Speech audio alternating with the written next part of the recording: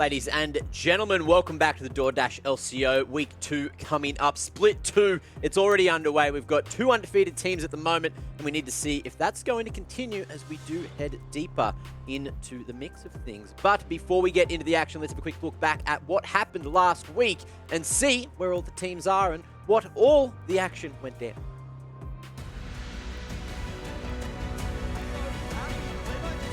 Right now, Rusty, I don't believe it. That turret not quite going to go down in time. It's BioPanther, but what's he going to do? He's a Lulu. He's up in the air. He's going to die. It doesn't matter. The Nexus is going to go down. But Peace have found the victory from the jaws of defeat. I don't even know what to say. Halo's dabbing. Get that off my screen. Solar Flare is a good one. Lands right on top of Mr. Floppy, and he is out of the picture straight away, which is bad news for Ash. Crystal Arrow does connect nicely, and Gun Grab comes the front of it, coming through from the Diego. Thomas Shed and Kiyose are just charging their way forward. They're not going to try. They're going to try, but is it going to work? Well, Luke still has Haymaker available. Look at that damage! That's unreal! And there comes Lived. There will be problems for Mammoth. He's got the Haymaker way dropped. So too is Shinky and the rest of the cards. No real chance of a snipe steal here unless Sybil's going to be really ballsy. He wants to go for it. He might go too early. The dive is in. Puma knocks him away. And that is the victory lap for Order completed. Nexus going down. Puma take a bow. That's 2-2. Very, very good game. Maximize feeling way too hot there as you had a look back at the replays from last week of the DoorDash LCO. Now, we do have a fresh, familiar face coming back to the panel today, and that is, of course, going to be Big Man Juice. Let's bring him in. We got Skimmy as well, who did make an appearance last week, so good to see you back as well, Skim Master. Yeah, mate, good to be here. I'm glad to have Juves back as well. Bit of personality on this broadcast, right? Because he does the things that we don't dare to do, right? You know, if you say to him, hey, mate, be an absolute mad lad, he'll say, look, bro, that's already my job description. So it's a pleasure for him to be back on. That's like the best compliment I've ever gotten, because he also simultaneously insulted everyone else on the broadcast. And that, for once, I'm not the bad guy. So, Skimmy, I love you. I appreciate it. Hey, you've taken so a few much. too many punches one too many times, mate, so I got you back, bro. My nose is like this for a reason, so. Well, look, if you could say one word to the people hitting you in the nose there, Jubes, what would it be? Ouch. Ouch. Well, let's have a look at what the players had to say about LCO Split 2 in one word. One word to describe Split 2. I mean, I like to keep expectations low, so I'd just say like pain, just inevitable suffering. Destruction. He goes golden, he survives, he comes out, and he still lives. Oh no! Aggression. Exciting. I think the world would have to be exciting.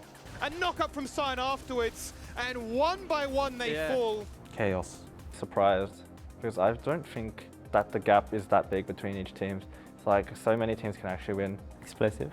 The recall is unsuccessful. 1 kill into 2. Snap back and get free. Nuts. Unpredictable. Things will definitely switch up from Split 1. Chaotic. I think it would be crazy. There's a lot of opportunities for like these bomb teams in Split 1 to like really show up in Split 2. I'm excited for that. Hecarim stunned. Hecarim looking for a flanking angle. Oh! Hits the snipe steal. Oh no, Azus has done it. Ah, memories. I really loved the pain comment at the start there coming out from ML. Now, let's have a quick chat about what happened last week. Jubes, I'm assuming you watched everything. I did see you lurking in chat. Do you have any thoughts before we move into this week's action? Yeah, I think that the split is going to be even tighter than the last one, right? Like, you got Peace and Pentanet that are kind of swapping positions. Peace are looking like the team that's going to be the 14-0 team at the moment, especially with the addition of Babip. Order, again, not a surprise. You would say they upgraded in the jungle position, so, you know, they're looking pretty good as well. Direwolves, a little bit shaky, still some room for improvement. Gravitas 1-1, and then across the board, I mean, it's just a little bit too early to start making judgments. However, when you look at the top 3, top 4, you know, what we would consider those teams, we start to, you know, create a picture real early in the sense of what Peace and Direwolves and Order are going to look like. Yeah, I'm excited to see where we end up, you know, after this week. You know, every week's going to have a different picture you'd expect here on the standings.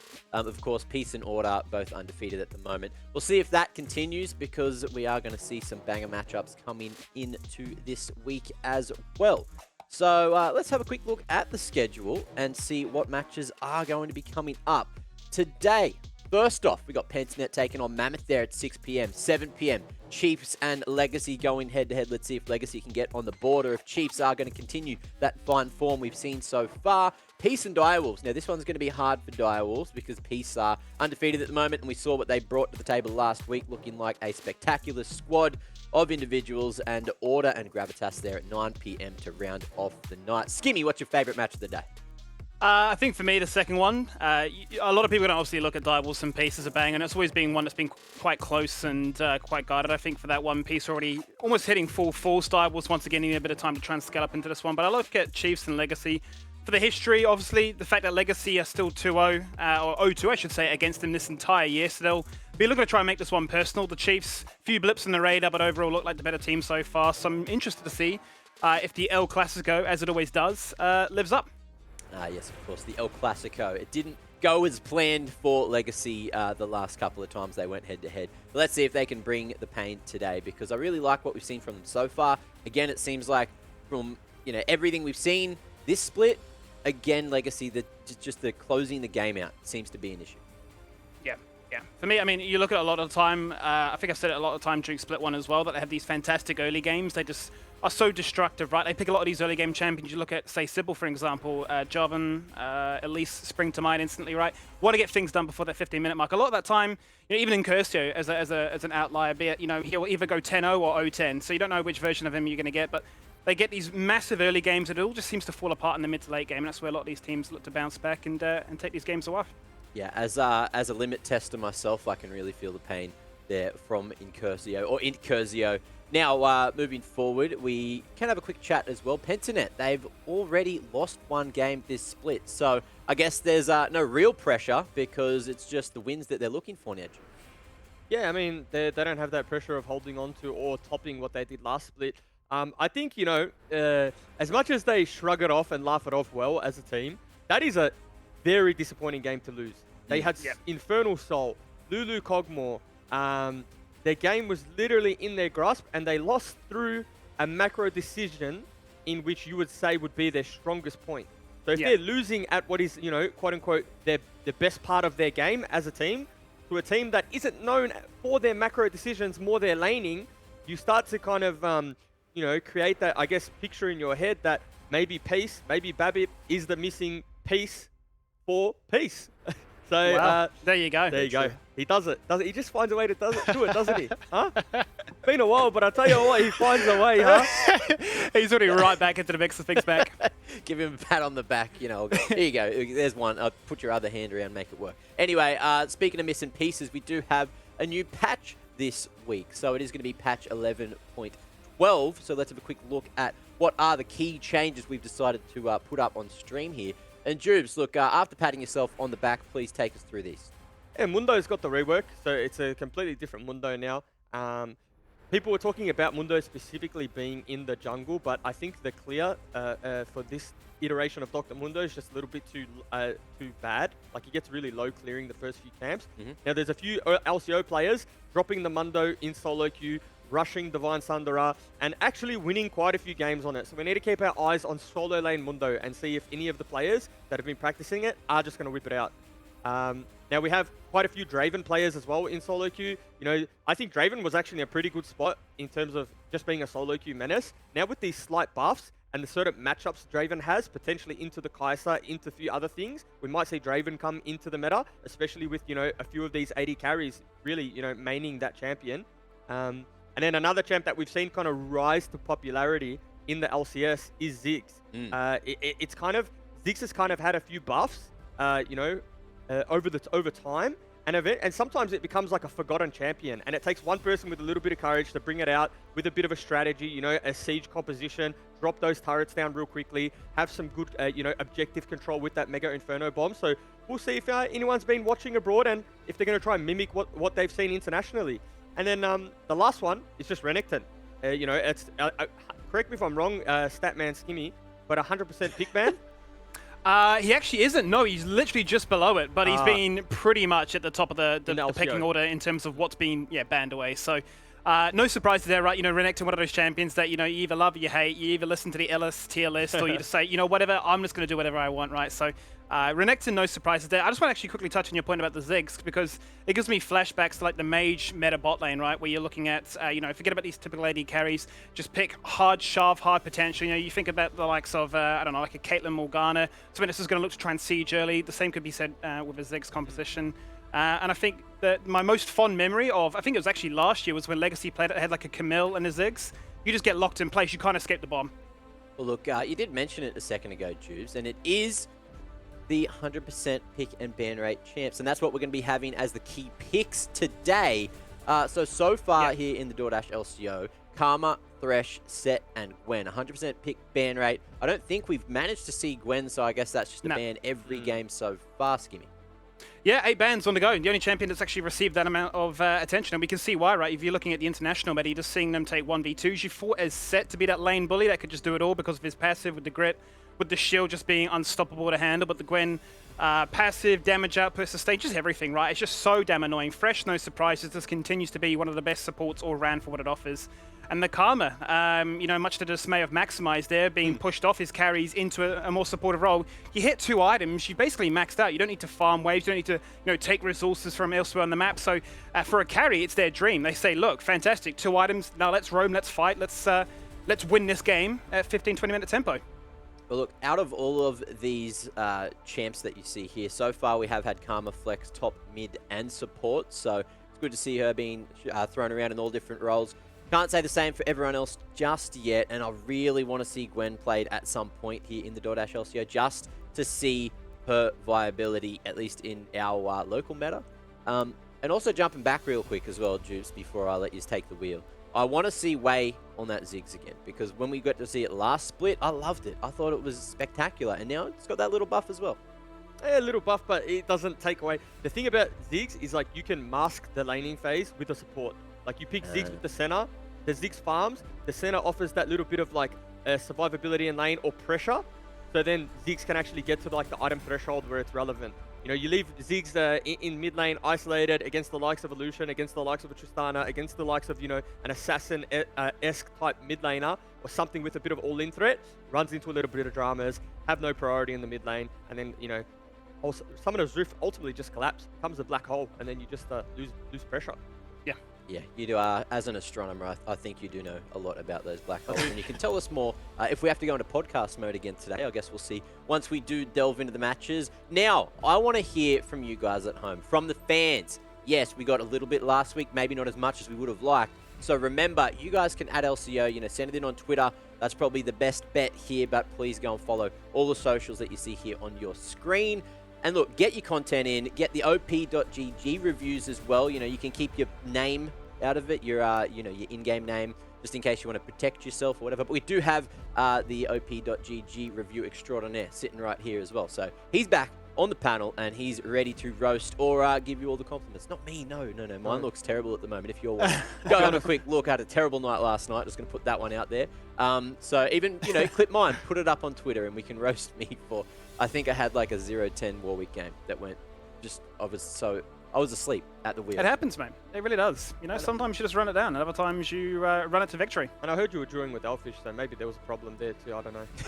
It was funny. He really didn't enjoy playing in silver. Let's put it that way. He was moldy, to say the least. Now, let's move forward. It's time to get into the first matchup of the day, which is going to be Pentanet taking on Mammoth.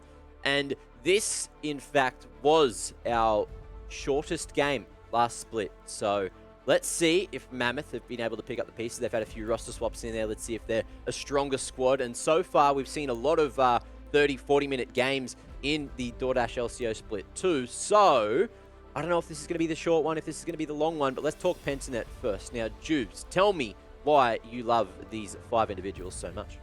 Oh, I mean, firstly, I love their bands. I think they have the best social media presence out of all of our teams at the moment.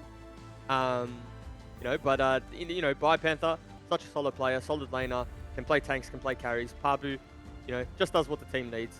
Chaz in the mid lane, solo bolo Cryan, if you don't mind.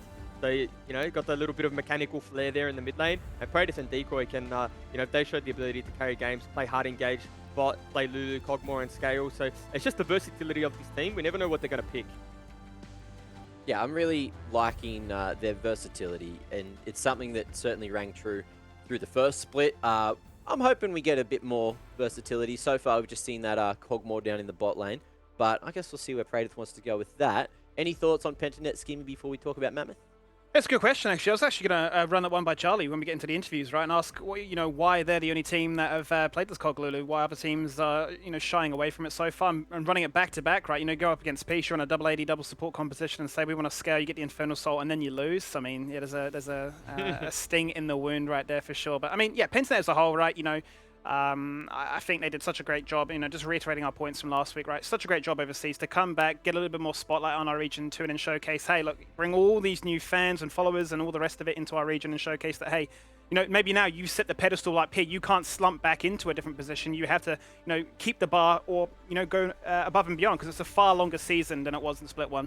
Well, speaking of a longer season, Mammoth, let's have a quick chat about them, because it's going to be a long season for them if things go similarly to what we saw in Split 1.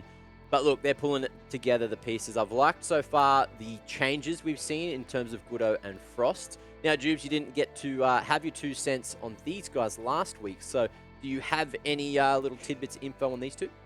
I mean, Goodo is just a player that kind of popped up in solo queue, got really high elo, was playing in the Challenger games, and then, made his name that way, and that's kind of the, testament to how hard he works and the effort that he's put in to get himself on this stage.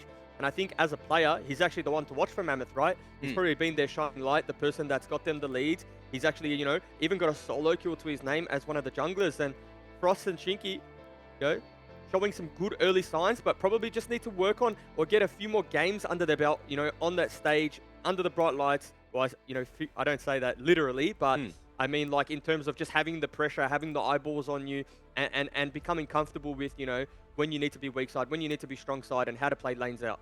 Yeah, just get that experience under your belt as early as you can. Now, someone we do know and love, and we are going to bring into the show again, is Nat. How you doing, Nat? I'm doing really well. How are you guys? Oh, I'm good. Juice, how are you? I'm fantastic. Fantastic. What about you, We're doing well, Nat. We're doing well, man. We're good over here. How's the side lanes? What's the weather like down there today? Yeah, it's actually looking nice and cool, nice and cold, but hopefully we can turn up the temperature a little bit with our interview. Ooh. I've got Chaz and Wei joining me, the 2 mid laners. Guys, thank you so much for joining me.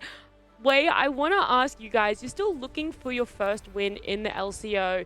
Do you think it's going to be today? And if it's not, what are you looking to get from this game to help you get wins in the future? Well, I mean, every game versus PGG is honestly a gift, because you can learn so much from them, because they're obviously like the top tier team. I think they're just just all really good players, and they gel together really well. So it'll just be fun to person. You say they're, one of the most knowledgeable top teams, but Chaz, you guys did unfortunately have a loss last week against Peace, nonetheless with the Lulu and Cogmore as well. I had Juve sort of harping on about that one before. How did the team handle it, and what have you learned that you're going to bring into this game to ensure you do get the W? I can absolutely not hear anything you're saying right now, Natty. I can see you talking, but I cannot hear what you're saying. I'm not sure what's going on here. I'm just gonna go to Wei. We're just Mac by the sounds of things. I'm not sure. Those are some weird hand signs. Are we throwing it back somewhere? Do you want me to do the interviews? No, what's up, Wei? How you doing? I thought we were doing a player interview, but it sounds like you're more of a fan based on what you've been saying before. But anyways, what are you looking up to play for this game? You looking up to play some Akali, some Katarina? You pulling out any spicy stuff? I got all my bag of tricks, man. I got the Ziggs, I got the Akali, I got the Ziggs. Oh, interesting. So. Yeah, that's gonna be real spicy. Can't wait to see that stuff. Anyways, so yeah, looking like it's gonna be a really banging game. Everyone, make sure you tune in. It's gonna be super interesting. Wei's gonna pull out his Ziggs. I don't want to talk over Chaz, but Chaz can't hear me. But wait, can you hear Chaz? Can Chaz hear you? I can hear Chaz, yeah. Oh, we can hear you now. Oh, I can hear you now. Oh, you can hear me now. Okay. I didn't want to interrupt, and then I was like, actually, you can't hear me at all. I'm going to say it again. Pretty much, I just asked, why did you lose with the Lulu Cogmore, and what are you going to do differently to not lose today? Like, the early game was a bit of a blasting. We absolutely sent that into oblivion, so that was obviously not to the game plan. I think we did a pretty good job to recover. I think we had a huge comp difference, so we really should have won. Like the end game was like basically ours. We had the game secured. Like we pretty much, if that like late game scenarios played out 100 times, you probably lose it like once or twice. So it was a bit unfortunate. Like we just didn't play the side lanes. Like the enchanters in the solo lanes is not something that we've played very much. So there was a lot of like miscommunication, and we didn't understand who needed to be going to where at what times. Like Biopanther can usually push out the lanes like pretty easily by himself, whereas like in that game I was kind of doing both sides. So I felt a little bit uncomfortable, he felt a little bit uncomfortable. We just left the lane like get a bit too stacked, and then they just obviously TP'd. Like realistically, I think the play setup was like good. Like Orianna should have died there in the mid lane and the game would just end, but like I messed it up pretty badly. So that game was on me, to be honest. I think my team played pretty well and I just messed it up. And like me and Bai have been practicing the enchanter lane assignments throughout the mid late game. So coming in, if we end up playing it today or tomorrow, it should be a lot better than last week. Well, it looks like you've taken so much away from that, so thank you for sharing it with me. I also want to ask you to touch briefly on that, the practice. You and Biopanther have been practicing a lot, you said. How have practices and scrims in general been going for you guys? It's been like rough. Like we're obviously just playing a bunch of new stuff. So it's not like I think like last split we had like a really positive win rate against like every team, and like this time it's more like 50-50. But that's how we started split one last split as well. So it's not like we're not worried or anything. We're just learning things. We're trying to find like our spot in the meta, what suits us, and how to actually run it. So like we're just learning things. We're definitely a scaling team, and we actually did start off pretty rocky last split. Even though we ended up winning the games, like they were pretty close, a lot of them. So the fact that we've lost the game and the fact scrims aren't going well, it's not a problem for us right now. We're just looking towards the gauntlet and moving to finals. We're going to be informed for that. That's very true. There is a long road ahead for you guys. Wei, with the break that happened, are you seeing any of the changes that you guys work on coming to light and being shown in your LCO games so far? Like I think the last game we played was a little bit rough. We kind of fell back into like the old trap that we used to have, but I'm hoping that we can kind of do what we did in like the first game. We played a lot more fearless, I'd say, a bit more confident. So hopefully we'll have the same thing today. I like to see it. Two very confident teams go up against each other. One last thing that I want to ask both of you is that Pentanet, you guys had the fastest game in Split 1 against Mammoth. What is going to be your time predictions for the match today, if you want to start, Chaz? Well, no matter how good we play, like you guys have to play trash and we're going to beat you that fast. So like I'm hoping you guys don't play trash. I actually think your jungler's a really good player, so I think the game will be going a lot better this time. I'm predicting maybe like a 25-minute win for me, obviously, but hey, we'll see what you think about that. Wait, what do you think it's going to be? I mean, I don't really know yet. We'll have to see draft. I mean, probably like 30-minute win or loss, doesn't matter. I just want to play, to be honest. A 25-minute win for me or 30-minute win for me, that's all good. Doesn't matter. The 5-minute difference, Chaz will take it. But look, I'll let you guys go so we can jump into the game. But thank you so much and good luck for the game. Thank you. There you go. Bloody we got there in the interview. Yep. I love the turn that took, and Chaz just was like, look, I can't hear anything, so now I'm doing the interview. This is perfect. And the man has a confidence through the roof, doesn't he? I'm just doing these ones, and he's like, yep, can't do charades. Never get any League of Legends players to play charades. That's all I'm going to say. You should have just played charades. That would have been the content we were looking for. Now, speaking of content, let's have a look at our predictions before we jump into match 1 of week 2 here at the DoorDash LCO. So, I'm actually 6-2. I'm not doing too bad. Right there with you, Jubes, right there with you, Skimmy. And we are all on the same page in terms of picking for Pentanet. Now, Nat, have you gone in the same direction? I think we all have. I have, yeah. Oh, look at Rusty. Yeah, He it's just a hasn't prophet. gotten He knows one way wrong. too much. What? We're also a lot closer in terms of predictions compared to the start of Split 1 as well. I feel like we're all getting a little bit better at knowing the teams. Yeah, well, that's experience, reps. It's working out. Now, Rusty, he's either going to be 9-0 and we're all going to be 7-2, or he's going to cop an L here if Mammoth play out of their mind. But I guess we're all on the same page. So, still looking to get that set up where I'm going from 100 to 0, and then I can just go for the underdog picks every game, and we'll see who ends up with the highest score at the end of the season. because I reckon this split's going to be an absolute banger. Now, any final words, Nat, before we do get over towards Champ Select? I'm just going to say that I really want Mammoth to play confident. Way said it in the interview, but I want them to just play extremely aggressive because we've seen that out of Pentanet. I want them to match the tempo that they're playing, and I want to see like this grueling, like absolute free-for-all fighting between the two teams. Like, I want them to kind of put Pentanet in this position where it's like, oh my gosh, we're not expecting this aggression from Mammoth. There you go. And I did hear Way say in that interview that he was thinking about playing the Ziggs as well. So I'm excited about that. Anyone else excited? Yeah, woo! Yes, so excited. Let's go. That's Pog. Now, anything else we want to talk about? Like, what are our predictions in terms of champs before we do jump into Champ Select? Tubes, you know, you're the resident expert here. What do you want to see in the jungle? Are we going to finally see some Hecarim, or is that still a little bit too nerfed to be on the cards? I think it's like the combination of Hecarim getting nerfed and then the itemization that made Hecarim really good getting nerfed. Like, it was just chem tank abuse as well for a while. That's why Hecarim was just like S tier. But I think in this particular game, like we said before, and actually like Chaz mentioned, the Mammoth jungler is you know, their strong point, and he actually thinks he's really good. So getting him on like that priority jungle pick or priority jungle picks, you know, particularly the ability power ones, they fare quite well at the moment, like the likes of Diana, the likes of Rumble.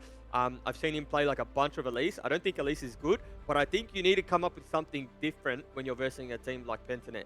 And you know, if it's his comfort, if he's able to get things rolling, things snowballing, then who knows? Who knows what could happen? So I'm all for niche if it's a game like this. Well, speaking of a game like this, it is about to start. I heard Champ Select's ready, so ladies and gentlemen, we won't keep you too much longer. Week 2 of the DoorDash LCO starts now. That certainly does, Mac. Thank you very much as we kick on into game 1 of week number 2. Pentanet.gg up against Mammoth. Mammoth be looking for their first win of the split. As for Pentanet, looking to try and bounce back from the defeat against Peace. A game that really felt like Split 1 playoffs all over again, except the roles reversed, the outcome changed, and the pain all the same here. As Juves, really, I mean, we're looking at this one. We are seeing pretty much the same bans across the board. The Lulu has been denied, so they can't make it free from free, and maybe Kog'Maw still is an option, but doesn't look anywhere near as attractive now. No, it's definitely not a champion that you want to be taking, especially with both these enchanters down. However, the one thing that I also wanted to touch on, like you think of Karma, you think of the Lulu, and you say, okay, that's for the Kog'Maw. You also take that away because it empowers Xin Zhao. Xin Zhao did rise to prominence, particularly when Lulu mid was a thing. And Karma kind of serves as that same purpose, just has a better laning phase. So, you know, Ezreal being picked up, no surprise here. Divine Sundara, do I need to explain the item and how broken it is? Yeah. Any champion that can pilot the item well has just jumped up tiers, right? In terms of like S tier, A tier realm. So Ezreal being the one that when there's always like a build that Ezreal can benefit from being tanky and doing damage or being almost like a bruiser of a marksman, then Ezreal just rises to prominence and becomes like first pickable. That's where we're at right now. Yep. The trading, the sustain, everything really and more, right? You know, you talk about a classic Sheen style stereotype of just getting in your face, weaving in the damage, and if you're a good player, then you can definitely take that one to the moon and back. Speaking of moons, the Diana is going to be locked on here for Pabu. Get to see where that one is going to flex around because Lee Sin is now the third champion on their hand of this draft, and we know that this is a pick that can be flexed in 3 different lanes. The Diana picks for Pabu is interesting to me because I don't have notifications on his Twitter, but I do remember him tweeting once that he thought Diana was a bit of like a nothing champion. It didn't offer anything. And it's kind of like a bit of a bait in that sense. So I always like to, I don't take his words literally because, you know, it's obviously subject to change, things get nerfed and stuff changes. But when I see him pick Diana, I start to wonder, okay, maybe his opinions change, maybe it's composition based. You know, it's obviously they've locked in Lee Sin to go either in the mid lane or top lane. But if it goes mid, then you're kind of pinched into needing an ability power type jungler. And so you do need to take something, and Diana maybe is that something with Rumble being off the board. 3 games of Diana already played in the LCO so far, so definitely a few other players in the region showing the same sort of sentiment that this is a good champion that offers a particular need, right, as you say. So the AP AD mid matchup, if that is to be the case with this Lee Sin, would be one that gives you just a ton of engaged potential, a bit of CC to offer as well, but mainly just dive towards the key target and take them out of the fray. There you can see that's what happens when you look to try and chroma key your hair to make it look like the MSI, come back to our shores, and even your hairstyle gets chromed out. That's hilarious. That might be the best thing I've ever seen on the Twitch.tv platform. I mean, like, you at a point, you just got to forget about draft and look at that for a second. He's got tattoos in his hair, mate. He does. He's really, you know what he is? He's a company man. He is really representing Pentanet.gg to the fullest. But the one thing I also wanted to touch on, Skimmy, while I can, is the Rumble and the set. You know, sometimes it can be a little bit of anti-synergy, where the set really does just ultimate someone, take them off of the red carpet, and see you later. But if you can get it down, to almost like a rhythm where you get the set ripped back, you ulti in the like a linear kind of way where that they're on the red carpet, then there's just so much value that's going to happen from this Rumble, right? You're just going to get like pretty much the maximum duration with the amount of CC that comes out. So we need to keep our eyes on that. And if we look at Mammoth's comp so far, it is just such a team fight heavy CC wombo combo comp where 100%. Their fight needs to start and end by the duration of their ultimates. They just need to win when they've hit that R button, right? If they don't win that, then you just feel that they feel a little bit lackluster in comparison, right? You talk about the Varus coming in at the very end there. Another bit of CC, another bit of AoE CC to add into the fray of things to make sure that, as you said, the red carpet finds its mark. CC across the board. A lot of potential to showcase what they can do in this one, but Pentanet going to respond back here. They're going to lock in the Leona, so just even more hard engage, right? We already talked about how annoying both the Lee Sin and Diana are going to be. That's going to offer more, and then Na is the cherry on top. Yeah, the Na, and I mean, Na's also a champion that this patch, correct me if I'm wrong, did take a bit of a nerf. It was only a tiny one, but again, you think of it, patch by patch, Na's just taking nerf upon nerf upon nerf. And it's kind of just fallen down that pecking order, and it's almost what people have picked when there's ultimately nothing left. You think Akali's off the board, Silas is off the board, Nocturne's off the board, Gwen's off the board, you know, and then Set is kind of that champion that's been 100% pick ban prior to this week, as well as the Thresh. And if you think about it, Mammoth now have two 100% pick ban champions in the LCO. So they do.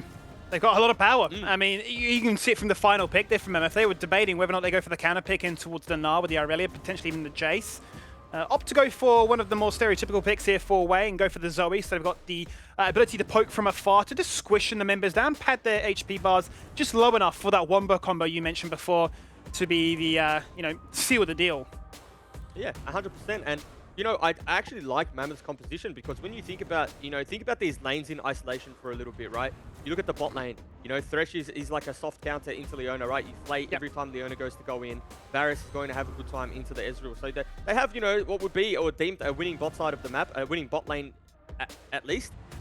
Rumble spikes a lot earlier than the Diana, so you do have kind of that priority in terms of the 1v1 in the jungle matchup. The only concern I have, at least for the early game, is that there's a Lee Sin in the mid lane. You have double AP jungle mid. Merc Treads has so much value in this game, and if you ever do slightly fall behind, you know, the same kind of damage characteristic, being that ability power from the Rumble and the Zoe, tends to fall off quite quickly. So Mammoth just need to have like their heads, you know, ready to go into that game. And if they're able to get just a little lead, the composition that they have with the poke, with the CC, is going to be so oppressive. And so I kind of like what they've done for themselves there.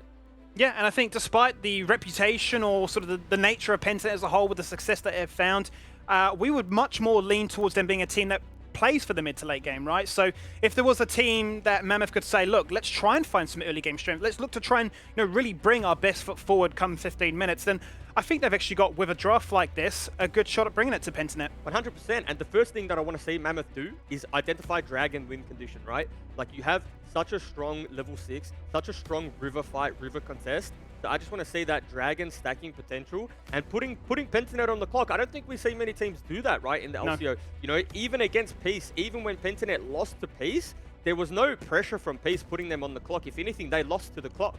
They just they had superior decision making and then ended up out macroing them. So, you know, this is something that I want to see. And when you have nothing to lose, that's the most dangerous. So Pentanet need to be switched on. They need to realize that where their win con lies, and that's at, you know, the 1 to 2 item power spikes.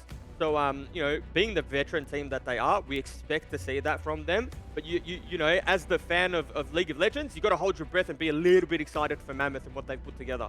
You certainly do, given the fact that this is the same roster from week 1, no changes, despite them changing a few players across the off-season. They've stuck with their guns and said, look, no changes with the 9-man roster that we have. We're going to stick to what we know, and that's give these players more stage time with a draft like this. Maybe they can just rise to the occasion. Maybe we can continue to see this idea that we hear from players and coaches alike that, maybe the difference between these teams isn't as big as it's been made out as. Sure, the standings are there for a reason, but let's actually see what happens when good drafts go up against good drafts with ideas flown around as to how those win conditions can come together. And if the players, at the end of the day, have the experience, the discipline, the ability to pull it off. 100%. And what do you think about that Lee skin on another note? Look, you know what? I don't mind it, but I will say it's really confusing. If you're familiar with the animations, you have no idea what's going on. And speaking of animations, we're going to change this one into a quick conversation with Pentinet's coach in Charlie. Welcome back, mate. Hey there, Skimmy. How are you? Yeah, not too bad, bro. How about yourself? Yeah, going well. The draft went pretty good. I think we had a small blunder, but I'm happy with how it turned out in the end. Yeah, so talk to me a little bit about these drafts, right? Because during the pre-season, the pre-show, I should say, we were talking about the fact that you're the only team so far that have really looked towards this COG Lulu. Is there anything that you can share with us as to why there's that preference on your end? Yeah, I mean, pretty much our plan was to just pick Lulu in the first game of the season, show how broken it is, and then get it banned against us for the rest of the split. It doesn't go much deeper than that. Yeah, pocket pick strategy is basically making people have to respect your name. You come into this one here, similar identity. Sure, not the double AD, double support composition, but it's a lot of pure aggression. Has that been a bit of a shift from split 1 into 2? Maybe more ability for the players to showcase their flair or just, early game potential? Yeah, I think it's two things. It's like, this is just the direction that the meta is going in. But we learned at MSI, you just need to have tools. You need to have the ability to stack waves and play out the game and have engaged tools, be able to take the fight to your opponent at any point in the game. And also, we just don't want to limit our opportunity for growth. If we, for example, this game played stuff like Ornn, Victor, the stuff that we know we can play whenever we want to, play a hyper carry, play this style, it's going to hinder our improvement as a team, right? We want to grow, we want to push ourselves, we want to, yeah. So what I'm getting from that is just, in the early weeks, right, look to try and harness and just make your team more well-rounded? Yeah, definitely. We want to have more strategies leading into playoffs. Yeah, beautiful. Well, talk to me a little bit about week 1, right? So, you come back, sure, there's the whole quarantine experience and whatnot. You have a 1-1 week. Obviously, a heartbreak against Peace, right? We're not going to gloss over that one, given the fact that you had everything in your hand. We heard from Chaz in his player interview that, yeah, sure, maybe some of those lane assignments didn't really go their way. Was there much discussion, or was it kind of just like, look, week 1, dust it over, on we go? Oh, no, we had a big review of that game, as you do when you lose an important match in the regular season. Yeah, a lot went wrong in both the first 5 minutes and then the last 5 minutes of that game. And then the middle was really solid defensive play. Yeah, we played better from behind than we do from ahead, it seemed, in that game. We did a really good job at stopping Peace from really advancing the game, but we had a Braum as a counter pick ready and to flex for Lulu out, and then we lost lane with the Braum, so that was a bit of a shocker. Yeah, I mean, we're still improving. We haven't played that draft many times, to be honest. And Peace, they are very good laners, especially their bot lane, and across the board they can do stuff in the early game. So it was good to be punished. We learned a lot about both the early game and our mid game macro in that one. Hey, I suppose you'd rather happen now than in an important best-of series later on in the season. Yeah, 100%. Anything on your end that really springs to mind? No, I think it was actually very insightful. Charlie's always the insightful one. I love hearing him talk, love hearing his interviews. And it's interesting to hear, though, how would you say, you've been to MSI, you've seen the teams, you've played against them, and you talk about Peace having such a strong laning phase. How would you compare that to your experiences overseas?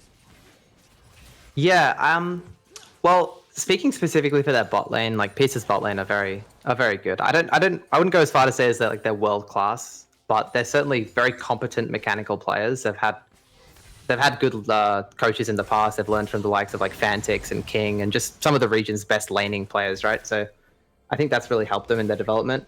I think my whole team, after a couple of days, a couple of weeks playing at MSI, definitely can stand up against international teams, especially the other wildcard teams, individual players, but there's going to be some exceptions. I think some players on Peace are weaker than others. I'm not going to say who, but yeah, that's what I have to say about that one, I guess. Well, on that spicy little bombshell, we'll leave it at that. Hey, Charlie, wish you guys all the best. Pleasure talking to you as always, and we'll catch you in the next interview. No worries. Thanks, guys. All right, Jules. Well, whilst that was going on, I saw a bit of a spicy exchange take place in the top side too. Biopanther not committing his flash, but forcing Nectar to back away before 6. And Nectar's having a pretty rough time in the top side of the map. We haven't seen how much, how that laning phase has really played out, aside from the flash being burnt there. But the one thing I kind of wanted to say, and I didn't want to cast the curse Mammoth, was just basically say how this is one of the most stable early games that they've had in recent memories against top opposition, right? There's been no death. Yeah, there's deficits in top side of the map, but their bot lane's laning well, mid lane's doing well, and jungle's up CS. So in terms of setting themselves up for that first neutral fight or that level 6, power spike on that rumble, they're definitely in a good position to at least, contest and give themselves the best opportunity in this game. And that's certainly what they'll be looking for. If we look at them historically across split number 1, they had one of the weakest early games of having to sacrifice Dragons, First Bloods, just objectives across the board, but so far so good. Coming into week number 2, they've looked a little bit more refined. Improvements have been found, maybe in part to some of these changes. What are the plays in Gooder that we've been hyping up a fair bit here? Found those solo kills once again on the Rumble, a champion that can offer a fair bit of that early aggression, and hitting this Dragon and getting yourself very close to level 6 should mean that chaos is brewing. Yeah, and I mean, he'll probably get level 6 off the Dragon, as he does. Now, it's kind of a double-edged sword here. I'm going to hold that sword because Pabu looks like he's going to dive way in the mid lane. Might just take the red instead. Now, you get the Dragon, that's all well and good, and there's a pause. There is a pause. The turret is going down. I've got no one to cover my lane. We need to remake this one nice and quickly. Jokes aside, obviously, we can see here only 7 minutes into this game, neck and neck in terms of the goal, but you can already feel the pressure and the prowess, right? That's really happening with, sure, the Dragon's being picked up here from Mammoth, but they're having to sacrifice a mid-wave. They're losing top side too. Big CS discrepancy already, up by 20. So Pentanet pretty happy as far as this early game's played. Well, again, I didn't see wave state in the bot lane prior to the pause, but we also saw there's about a 15 CS lead on Tavares. At the moment. So whilst the top sides, what's happening top side is happening to the bot side. And they did get that good matchup, and they did get a matchup where we wanted to see them kind of take it to Pentanet a little bit, right? You heard Charlie mention in the interview, Peace have a very good bot lane, and they were able to punish and exploit Pentanet's bot lane. Now, are we seeing a similar thing that's going to happen? Again, only 15 CS, sure, all good. But once ultimates start coming on through, level 6 starts coming on through, and Dragons are to be contested, the 15 to 30 CS deficits start to mean a little bit, right? Because then it averages a kill. You base, you pick up that extra longsword, pick up that extra item, you have that relative strength at that next skirmish. So again, like, you have to say, if you had to choose a side of the map to be behind, you choose the set, because set can still do what set does, right? Come into a fight, take a member out, slam them, offer the haymaker, and just have that durability and survivability, and hopefully you've won the team fight by then.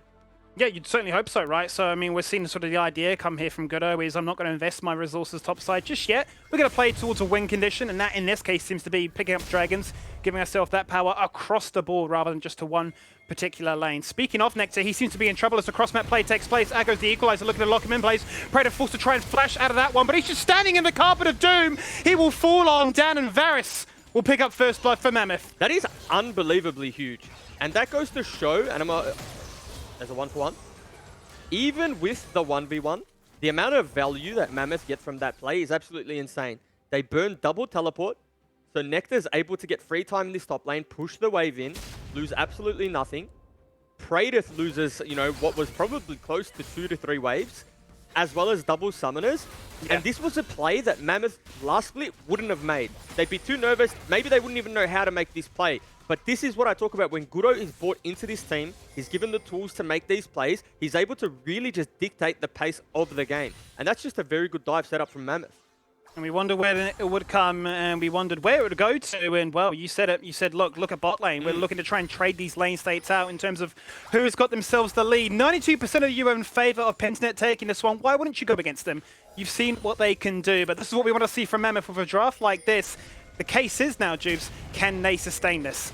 Can they? And I mean, what's one way to sustain it is you just put your foot on the pedal, look for counter jungle, look for jungle camps in the enemy's top side, Because if you think about Rumble as a champion, like what does Rumble want to do? Where does Rumble want to fight? In chokes, right? And how do you force a fight in chokes? You contest jungle camps. So, you know, they're playing all the right cards at the moment, and they're even taking a Rift Herald that doesn't look like it's going to get contested. Yeah, blue stolen, Dragon picked up, and a Herald now that seems to be on the cards here for what would be a fantastic 10-minute showing out of Mammoth. Shinky hovering in the area, looking to try and protect and ward off any opposition as Chaz pokes his head into Pixel Brush and realizes maybe a blind face check isn't the right idea. A wall goes on down, and with that Herald getting lower and lower, maybe there is a chance for this one to be stolen away. He needs to smite, he needs to pick it up, he's going to get shoved away, he's going to fall on down, the lantern goes out. It doesn't achieve anything, and it just gets stolen right underneath their nose. And it really is just the little things, right? You know, they have numbers advantage top side. Yeah, sure, the waves aren't really in their favor, and that's probably why Mammoth felt like they couldn't contest. And it's just the experience from Pentanet, right? Not panicking in the scenario and not giving what they don't have to give. You know, most teams probably just give that. They see the Thresh, they say, okay, that's none of our business to contest, but they're able to just get the waves in the right state and able to pick that one up. Well, here comes the all on bot side now, looking to try and find revenge on towards Frost as Tico will then sidestep out what would have been a nice little death sentence to try and trade around that passive, but isn't going to be the case. So ultimate committed, but Frost still topped up and healthy. And the Rift Herald's just going down topside.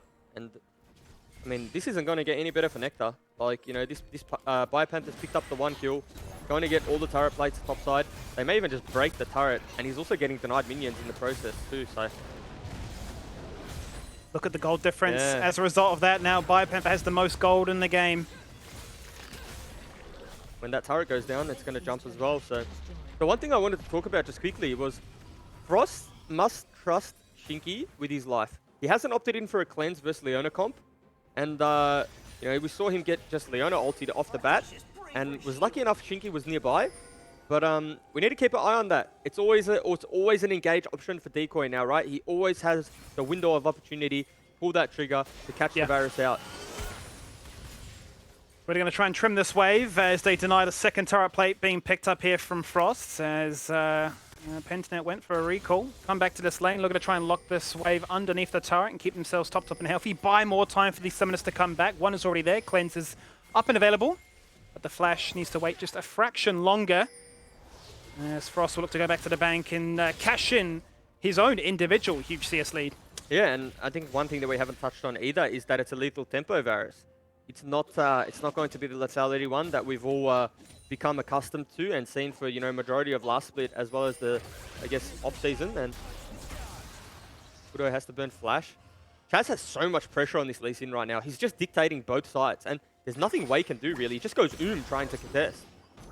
Yeah, I mean, they've stolen away a blue buff, but he's going to need a little bit more than that right now. You can see how reserved that feels in his trading pattern when he's going in for this one, opting to go for the minion wave as opposed to Chaz himself. A lot of that can obviously be shrugged off despite not maxing his shield. Decoy, Spidey senses, I do not believe it. He realized this seems to be a little bit too convenient, maybe a little bit too quiet, and baits up only a hook, but an equalizer too. Yeah, a bit of a fancy sidestep there from Decoy. We'll give him benefit of the doubt. We'll say that he knew that someone was in there and he was preemptively sidestepping. So that's a big cooldown down. I've seen the Twitter. Here comes an exchange in mid lane now. And his Wei is going to find himself up against 3 members. Soon to be 4, as Pabu comes in, a beautiful little flash away, but it won't save you from what is an all-in on Pabu's Diana. Now looking to try and find a second kill underneath this turret, which is still topped up and healthy. 50% and going a hand slam maker. Everything thrown here towards Decoy. And Nectar really, well, he realizes this is what happens when you're down double CS. Yeah, double CS down. Doesn't use the Haymaker from set either to give him that just extra little bit of survivability. But if you really do think about it, Skimmy, it's ultimately just a byproduct of the hook getting sidestepped and just more. Yeah, more dead in between turrets now.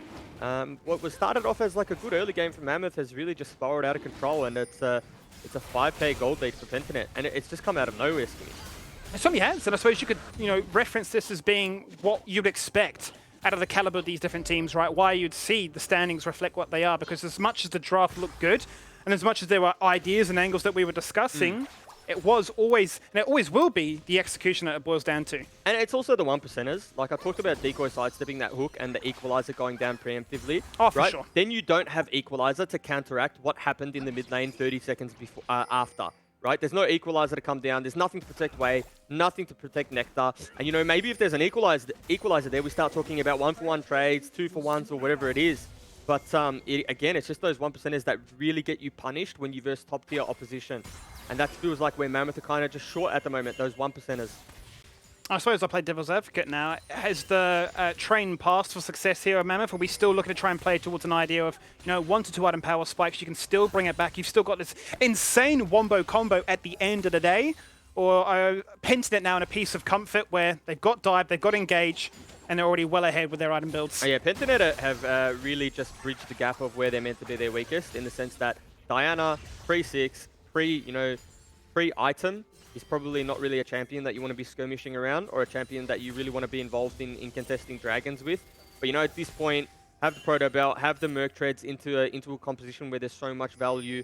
So it is going to be a little bit of an uphill battle for Mammoth, fighting in the 5v5s. But if they can ever find the angle where Biopanther is sitting at a side, you know, doing a bit of a side lane duty, then maybe it's winnable. Like, you got the Rumble ulti, you got the Varus. There's so much CC to instantly blow up a member. So there's always that hope. But I think it just has to be when Biopanther's not there. And it has to be, you'd say, when Frost is there right now, as he is the saving grace of this Mammoth roster with a fantastic early game. Still holds a 30 CS lead over Praetor. He's got himself the Kraken Slayer, can output a serious amount of damage in combination with that lethal tempo. Speaking of damage, there's Wei once again, gets flash kicked upon. Wei going to pop the stopwatch. He was hoping that that turret would have done one more shot towards Chaz's Lee Sin, but he will fall on down for free. Yeah, and it's just nice little mechanics there. Kick flash from Chaz wasn't too hard. I mean, we've gotten to a point in the evolution of League of Legends where a kick flash in that instance isn't that impressive, right? I mean, if you rewind like 3 or 4 seasons, we're talking like, oh my god, this guy's insane. But it was just well played, really, right? It's well played, well punished, and Wei's not having a good time.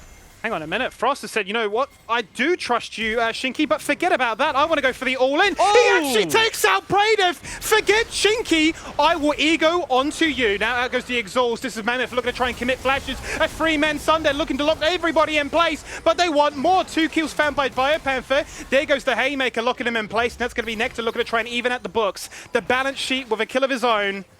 And Wei looking at trying to be the icing on the cake there with a paddle start from downtown. But Frost, man, he is impressing. Yeah, he is definitely impressing. I mean, on this Varus, something that we're not used to seeing too much, right? The traditional Kraken Slayer on-hit build.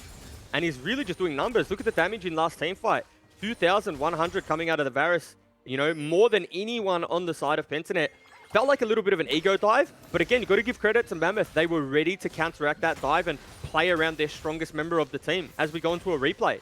So, I mean, Praetor, his minions go down. A little bit of limit test gaming there coming out of Praetor. Uses the flash, gets sniped on the back end, and then here, watch the Rumble ult come down from Goodo. Lays down the carpet. I think Biopanther Mega might turn this one around with the Diana ultimate, but Frost is just untouched on the back line here. We said it would be the difference maker, and on that occasion it certainly was. The pings were furious, Juves, on that mini-map, and the fact, the audacity of it all to say, no, I believe in myself, forget about, you know, the team idea, forget about the nameplates I'm up against. I'm going to take down Praetor. Yeah, 100%. Now, to play kind of devil's advocate, as you said, look, it's just the kills that they get on the board. When Pentanet have lanes in that state, waves under turret, when you get a team fight like that, one that you're really successful on, you know, you pick up a few kills, you aren't really able to pivot that or transition that into turrets. And that's where a majority of your gold's going to come from when you win those skirmishes, right? There was no dragon taken, no turrets. All they did was pick up a few kills. And whilst that's nice onto Frost, we don't see that gold lead shrink anymore. It's still 5 to 6,000. Pentanet still in the driving seat. What they need to do is set up around an objective, set up with good lanes, good lane states, win the team fight, pivot that into some some turrets, and then we'll see that gold deficit shrink. Yeah, I mean, you raise a good point, right? You know, the fact is, sure, it's a wipe on the board in terms of getting some kills, but the opportunity of finding more from that didn't really present itself. But that is going to be another Drake spawning. It's going to be an Ocean Soul that these teams are playing for this time around. So one that holds a lot of desirability on either end of the stick, as we see Pentanet looking to try and run it back once again down bot side, but there's nobody there. So Deja Vu will not present itself. Mammoth, they have other ideas. They're sniffing to try and play side lane pressure. Gudo's gone off counter jungling. Pentanet said, well, thank you very much. We'll just pick up this turret for free. Yep, and that turret falls down, and we might even see a second charge here. Excuse me, this next turret could go down because, you know, whilst Shelly only has 1300 HP, it's still going to do a very big chunk of damage to this turret, and Diana just absolutely melts through them. Maybe even a third charge. Just as easy as that. 450 HP still left on Shelly. Looking to try and go for the triple kill, the hat trick. They may just open up a win condition with an inhibitor. They have to find Retribution mid. They certainly do. They take out Biopanther. Yeah, I mean, 3 turrets for 1 kill. Probably not worth it. But let's see what they get on the back end. They may be able to trade a turret in the mid lane, turret in the top lane, and then they're only at a deficit of about 1 turret, right? Yes, you have to consider the pressure those 3 turrets down, including the inhibitor one in the bot side does, but TP through. TP through. Both teams now wanting to commit towards that fight. No, Equalizer has been burnt. Same as the Chain of Corruptions. All ultimates soon to be available. True Shot Barrage is there. It's going to be a 4v5 that Pentanet are going to be taking. Mammoth are the ones deployed on this first. They pick up the Dragon. Now looking for the kill. Looking to try and lock members in place. Probably already gone golden. Down to 50%. Comes out exhausted and may just fall on down as a result. Varus picks that kill up from afar. And Mammoth utilizing the numbers advantage. Find a kill and find an objective. I mean, that's just greedy gaming coming out of Pentanet, right? Biopanther, who we mentioned before, the strongest member of their team has gone down, and you're still trying to contest that Dragon 4v5. And I mean, it's probably about time they start putting a little bit of respect on Frost's name. He's doing too much damage to ignore. Pabu, one of the strongest members of Pentanet 2, had to instantly Zhonya's in that team fight and wasn't able to do any meaningful damage. So when it comes to the skirmishes and playing the map, you have to say Mammoth are doing a decent job, right? Yes, they traded 3 turrets, but they were able to trade some back, pick up the Dragon, and they're 2 away from Soul now, Skimmy. So gets a little bit dicey if you're a Pentanet fan, you know, when this next Dragon spawns. Certainly does, and you could say, well, sure, it's only 1 key target being to remove from the equation, and then, you know, it's happy days. Zoe's 0-3, not a big concern. Everfrost is the item. Sure, the damage is going to hit as hard as possible. But Frost now, he's picked up the Runar's Hurricane. With this build, he is pumping out damage like you would not believe, and he seems to just have the ego and the confidence to match the power granted towards him. So a second Dragon picked up there. Obviously, the major concern is, whilst these team fights have been fantastic, the macro has been lacking, which has allowed now Biopanther a potential opportunity just to backdoor an inhibitor. Yeah, and you have to say it's only a matter of time until this inhibitor goes down, because when you think about Set being this far behind, as well as the Rumble, they're not champions that are going to fare very well in shutting down the side lane. And they'll have to do things like this, and it's the correct call, right? They have to force down mid lane and try and bring Biopanther to them, as opposed to stopping him in the side lane. Easier said than done, of course. Well, the way that you do that, Skimmy, is you threaten the Baron. That's what they're doing. Looking for it. Biopanther does have TP. Deep chunk. There isn't a wall just yet. There is. I tell a lie. He's actually going to go around in the flank. Now going for the pincer maneuver. This is the biggest gnar roll if I've ever seen it. He hits nothing. He doesn't hit anything. He's looking to try and strike breaker away. Chaz is the one deployed in. The rest of Mammoth are looking to try and disengage away from this one, but Shinki's been left to the wolves and more. Wei tries to hit a meaty paddle start across the wall to deter any further aggression. He just doesn't have enough damage. The flash Zenith Blade. The equalizer once again. Gudo doing God's work, but it's just not enough. The damage is there. The trade comes out. Frost find another kill. He takes out Leona. Members bleeding. Mammoth surviving. But Pentanet have prevented the Baron. They prevented the Baron. It's a 2-for-1. They got Biopanther's TP. We'll have to see what Pentanet get on the back end here. Are they able to pick up this Baron? You know, Wei has the teleport, so might go down quick enough though. Diana just does shred through those. They are looking to contest. Might be a little bit too late though, Skimmy. At this rate of pace, it does not look to be that a contest is on the cards. That's gone. Baron's been picked up. And there you have it. The Baron is in Pentanet's hands. A Blueness Gold lead that much further. It was 6k a moment ago. Another couple of thousand, and you're well on your way to a 10k lead. Yeah, and I do believe that was the correct play coming out of Mammoth. I think the execution wasn't the right call there. They started the Baron. Gudo got down to what, you know, 1/3 HP. Wasn't able to participate in that fight anymore. But what they needed to do was just wait for a face check, right? Biopanther TP'd in early. They were able to just set up vision, control that vision, use the Varus ultimate to set up a pick, as well as the Thresh. But Feels like they just got a little bit too eager, wanted to start it, wanted to get it, you know, the Baron off the board, if you will, and they will punish for it significantly. Now, where did Pentanet go with this one? The obvious choice would be to say, let's push bot lane. You'd bet your money that they're going to look to try and hit 2 lanes at once and just cause chaos here for Mammoth that, as we say, are behind in gold by a fair margin. Looking to try and sink these waves, as you can see. Bio wanted to crash mid and bot at the same time. And Mammoth may just be playing catch-up here, as they've got multiple members invested topside, but on a single member of Pentanet can be found.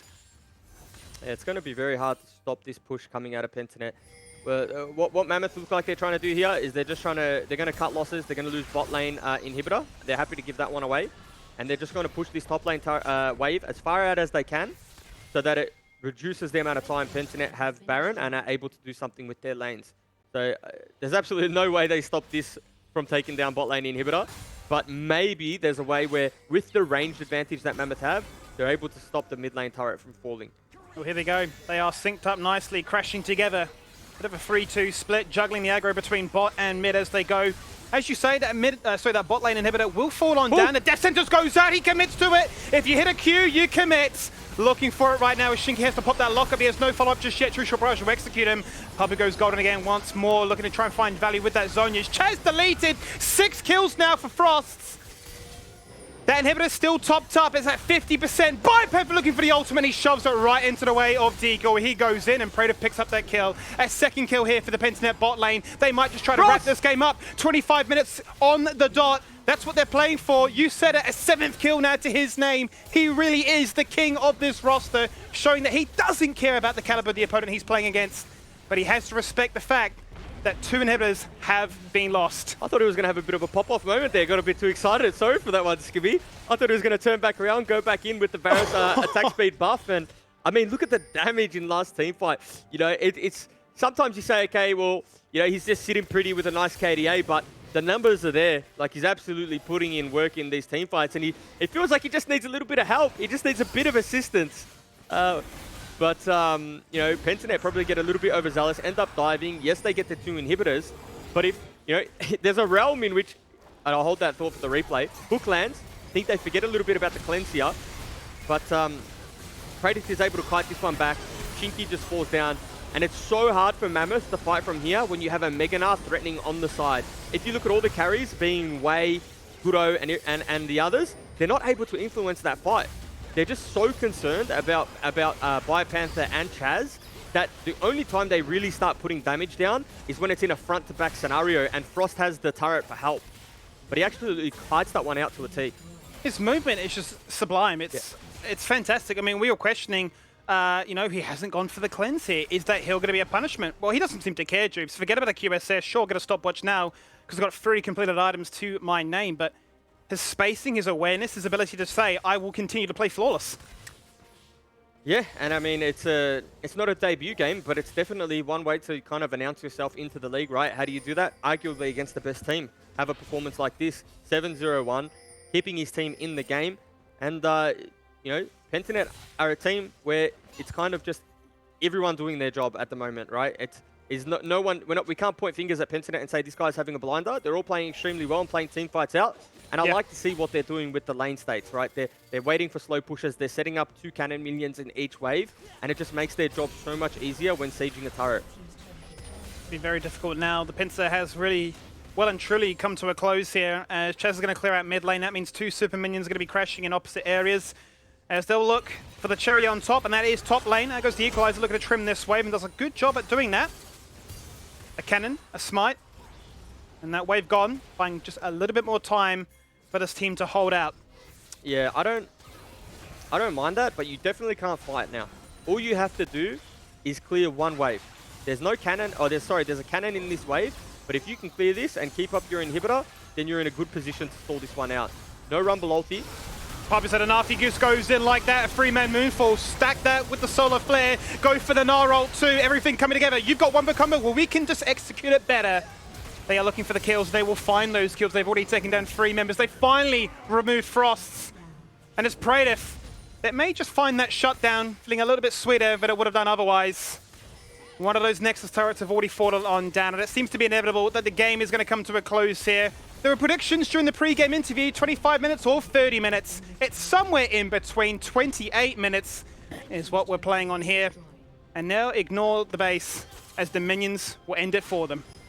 Kratos got the last hit on the Nexus 2. Maybe he can chalk that one up as a kill, because he's definitely had a rough one, laning into Frost. Well, he got Flame Horizon, right? Yeah, 100 CS gap. You can see the serious look on his face. He knows, hey, that's a game that didn't really go as cleanly as you would have been hoping, I'm sure, on a personal performance, a personal level. But nonetheless, Pentanet get themselves off to a flying start here in week number 2. Yeah, a win's a win. You got to be happy with that. And as Mammoth, you got to take the positives away from that game. You were able to, make a meal of it, make Pentanet work really hard for that win. And in the same side of the coin, I think that Pentanet did a very good job in slowing the game down, waiting for their item power spikes, able to execute around Pabu on that Diana, landing multi-man, Diana ultimates in those team fights, having Biopanther come down and influence those fights as well. So all around, I think it was just a good game of League of Legends where both teams can sort of be happy with what they put out there. Yeah, I mean, certainly entertaining, right, Mac? I mean, you look at that game and you say, well, it gave me a little bit of everything, right? If you're a neutral watching the LCO, then maybe you've just found Mammoth as a team to start cheering for. Situations as well where it was just completely entertaining. Look, maybe a few people out there thought it was going to be a whitewash, but Mammoth brought their A game. They got a good draft in the mix, and then you can see when they're on some champs that they are all confident on, some crazy things can happen. I think Biopanther still just had too easy of a time in the top lane. He just seemed to be all over everything. He's so damn good playing that Nah. And unfortunately, Nectar couldn't really go toe-to-toe with him, even with the set. There's a few times as well where, he had a lot of presence up there from Pabu, and it just made Nectar's life essentially hell. But all things considered, Mammoth playing a very good bot lane. Yeah, and I mean, they had the champions and the picks to really set themselves up for success, right? Thresh into Leona, Varus into Ezreal. They definitely needed to come out of laning phase with a small advantage, and they were able to do so, right? At this point in the game, 12 minutes in, they have a substantial CS lead, and it was just, off the back of Pentanet making really good plays across the map, where they were able to really, make that lead, I guess, and I'm going to say non-existent, because he still had a good game, but it also just never really looked like the Pentanet side were going to struggle too much, right? Chaz just too big, Diana too big, Biopanther too big. And we're seeing these skirmishes here even. When you're getting tower dove under your turret, it's probably not because the game state everywhere else on the map is going well. Yeah, you can see as well, we saw a lot of what Pentanet were talking about last week, how they're trying to incorporate a lot more aggression, try to go for those earlier plays as well. Even, really early on, we saw Pabu going for some, just showing presence in bot lane. It wasn't necessarily to go for the gank. It was, there to punish mistakes, but also just filling that time while the camps are all respawning with the way the jungle currently is with those respawn timers. And just there was a fight before as well, which I thought was very funny watching you cast it there, Skimmy, because Biopanther, I think he jumped out of the Baron pit and went to get a nuts Gnar ult, and you were like, wow, this is going to be the greatest one! But he just barely missed it, and it didn't go as expected.